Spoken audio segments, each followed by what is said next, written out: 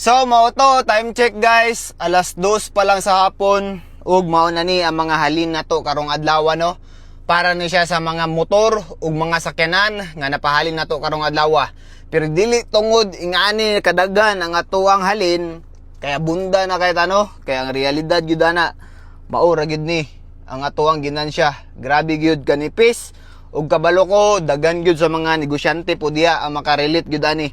Kay grabe kadagko sa atuang kapital, napay chance masunog, unya grabe kanipis sa ginansya. Pero kung sa positive side ta mo tan-aw, kung diri lang ta mag-focus, wala na ta na atong kapital. Wala gyud bisag kinsa sa tibuok kalibutan nga muhatag sa tuwag ingani nga kwarta no, sulod lang sa isa ka adlaw. Dindot kaayo magnegosyo kung naatay dagko jud kayo nga kapital. Nani siya karon sa 100,000 kapin, pero kung i-percentage na to siya sa atuang kapital, wala ra gyud siya 10% guys. Pero okay ra kayo na kay sa ingani nga kantidad kung buta na tog taga-adlaw kay halos kada adlaw kasagaran daghan gyud kay ganap diriya, napay usahay mas madaghan pa gani-ani.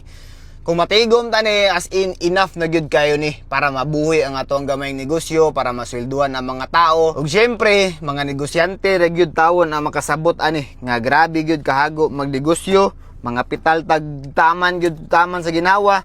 Tapos ang ginansya grabe gyud kanipis. Samot na ng mga negosyante nga nipis pa lang pud og kapital, samot gyud kanipis ang ginansya kay syempre kasabot gyud ana kay niagi gyud baya ta diha, niagi gyud ta sa gamay, nagsugod ta sa unag pamaligya rag mga ligid ra tawon to.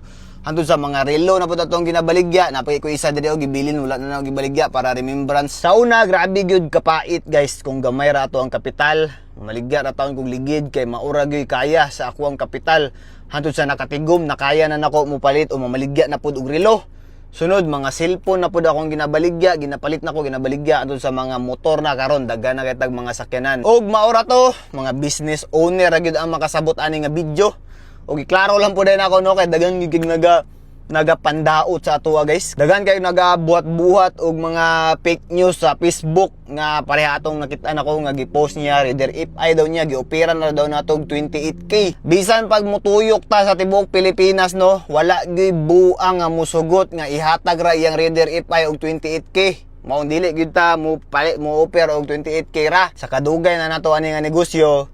Kabalo na kay tana og kanang mga nagabuhat-buhat og ingana sa Facebook no, mga ingana nga pandaot, dili gina malikayan guys kay kasagaran sa kung makita mga seller rapod sila in tawon pareha ra man unta mig panginabuhi pero nganong mandaot man kay syempre mas daghan na daw ang ato ang halin, halos sa atuan na tanan tao mamalit, sa atuan na halos tanan mamaligya.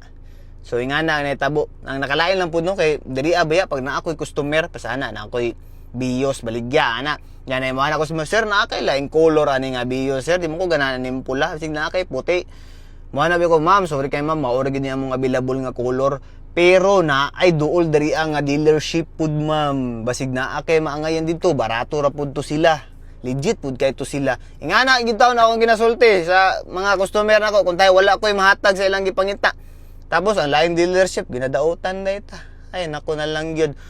Pero sige lang, okay ra na, at least paldo ta pirmi. Kay karon napansin ako guys kung nga medyo naa na tay mga basher, murag mas nidaghan manon nato ang halin. So mo to, nagpasalamat ra bugo ninyo. Thank you so much. Peace.